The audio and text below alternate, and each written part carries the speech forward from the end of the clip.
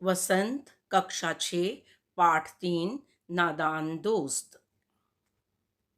उद्देश्य बालपन की जिज्ञासाओं को बड़े ही मनोवैज्ञानिक ढंग से प्रस्तुत करना। तो बच्चों, आज मैं आपको इसके पहले सब शब्दार्थ समझाने जा रही हूँ। सत्यानाश, सर्वनाश, बिल्कुल बर्बादी। संज्ञा शब्द है। चिड़िया ने अंडों सहित घोंसले को गिराकर अंडों का सर्वनाश कर दिया। बच्चों ने अंडों की हिफाजत करने के जोग में उनका सत्यानाश कर दिया। तरस, करुणा, दया। संज्ञा शब्द। गरीब की हालत देखकर राधा को तरस आ गया। निर्धन व्यक्ति रोटी के लिए तरस जाते हैं। अफसोस, दुख, शोक। संज्ञा शब्द है ये बच्चों। मुझे अफसोस है कि अब धीरज इस दुनिया में नहीं रहा। शीतल को गलत कार्य करने पर बहुत ही अफसोस हुआ। सोटी, छोटी छड़ी या छोटी डंडी। संज्ञा शब्द। रमन ने एक सोटी से बिल्ली को भगाया। पेचीदा, कठिन, मुश्किल। विशेषण शब्द। पाइप से चौथी मंजिल पर चढ़ना एक पेचीदा कार्य है। कोरोना बीमारी से छुटकारा पाना भी एक पेचीदा कार्य है। पर, पंख के ऊपर। कारक या संज्ञा शब्द भी हो सकता है। वाक्य। पुस्तक मेज पर पड़ी है।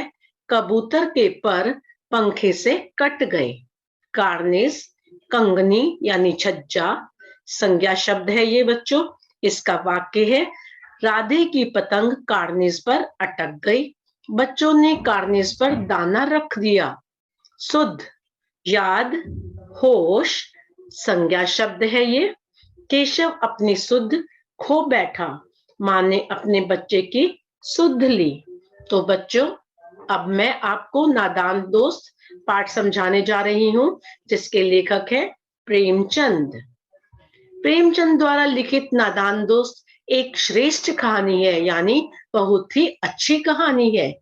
इसमें बच्चों के मन में उठने वाले भावनाओं का सुंदर वर्णन किया गया है। केशव के घर की दीवार की कंगनी में एक चिड़िया ने अंडे दिए थे। केशव और उसकी बहन श्यामा चिड़िया के अंडों के बारे में ज्यादा जानते थे।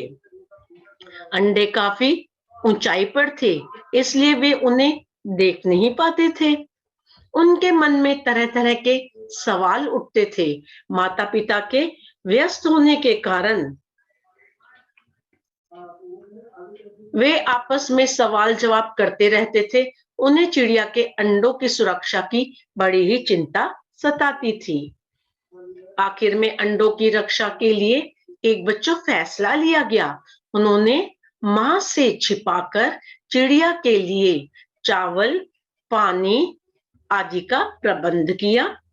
अंडों को धूप से बचाने के लिए कूड़ा फेंकने वाली टोकरी से ढकने का विचार किया, जैसा कि आप चित्र में देख रहे हैं।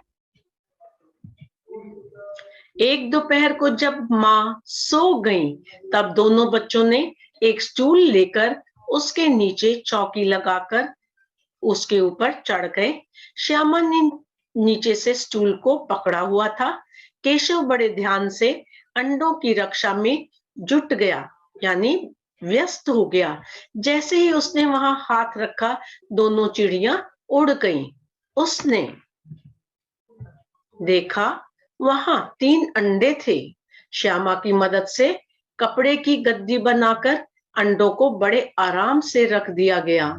चावल, पानी की प्याली भी वहां रख दी गई। बच्चों, श्यामा ने भी अंडे देखने के लिए जिद की, लेकिन केशव ने उसे स्टूल पर नहीं चढ़ाया। तभी मां की आंख खुल गई। उसने देखा कि दोनों बच्चे धूप में घूम रहे हैं। मां ने दोनों को बहुत डांटा और सुला दिया। शाम को जब श्यामा ने देखा कि अंडे टूटे पड़े हैं, प्याली जो पानी से भरी थी वह भी एक तरफ टूटी पड़ी है, यह देखकर केशव सहम गया। तभी माँ वहां पहुंची। श्यामा ने माँ को बताया कि अंडे टूट गए हैं माँ। उसे लगा कि शायद केशव की गलती से वे टूट गए हैं। उसने माँ से शिकायत की कि केशव ने अंडों को छेड़ा था।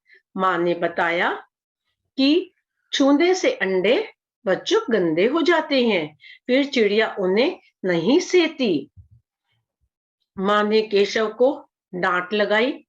केशव बुरी तरह से डर गया। अपनी गलती पर उसे पछतावा भी हुआ। श्यामा और केशव को चिड़िया फिर कभी वहां दिखाई नहीं दी। तो बच्चों, आशा है आपको ये कहानी बहुत ही पसंद आई होगी। अब मैं आपको दिखा रही हूँ परियोजना कार्य। ये जो प्रश्न दिए गए हैं, इनको अपने पाठ के आधार पर उत्तर इनके ढूंढने हैं और करने हैं।